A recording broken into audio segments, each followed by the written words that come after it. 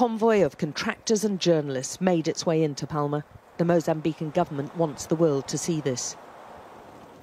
We were taken under military escort with armed soldiers accompanying us. The president insists the militants have all been cleared from here, but his forces were caught off guard. And almost certainly there'll need to be international cooperation if Mozambique is to defeat this terrorism. The residents are returning slowly. They're amongst the poorest in the country, and there are worries that some may have been seduced to join the armed group through poverty and desperation. There are suspicions the terrorists managed to infiltrate the town and may have had inside help. Palma's now swarming with soldiers. It's a militarized zone, but the president's accepted he can't win by military means alone and has promised many more jobs for the young. One contractor with us was aghast at seeing the damage done to his business. You see what's happened. Outside you think the truck is okay. I open and everything's burnt inside.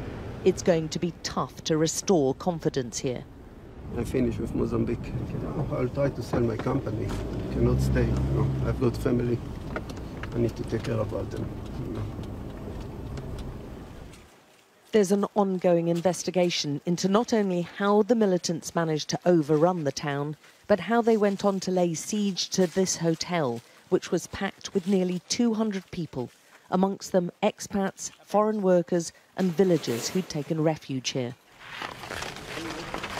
The Amarula Lodge has been ransacked now by looters who seem to have gone into every room, turning it upside down and stripping it of valuables.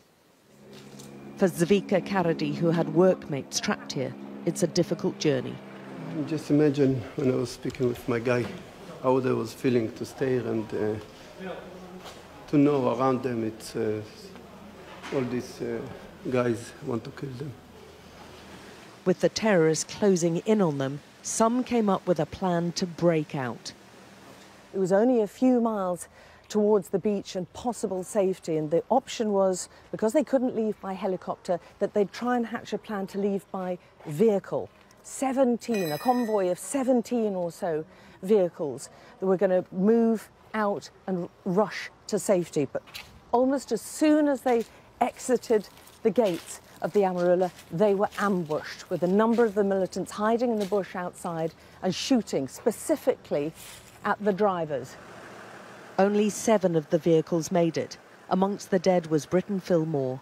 His body was recovered from one of the abandoned vehicles.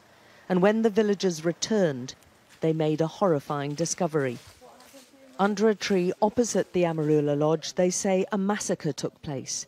They led us to where they insist they found a dozen bodies, now buried, but all foreigners. All of the bodies were laid out under the tree, with their hands tied behind their backs, and their heads had been cut off. There's still little known about the armed group who carried out these atrocities and caused such destruction here, and where in this desperately poor area they're getting their funding from. We don't know the reason why they're fighting or who the enemy is. Right now, they need to ensure it's secure enough to rebuild, and first priority is restoring the phone network. It will make a huge difference for people to find their loved ones that are missing and haven't been able to communicate. Yes. We think it will contribute a lot to help stabilise the current situation and ease the pain. Over the next few days, Southern African leaders will gather in Mozambique to hammer out plans to combat this terror threat, amid growing alarm at the insurgency spreading.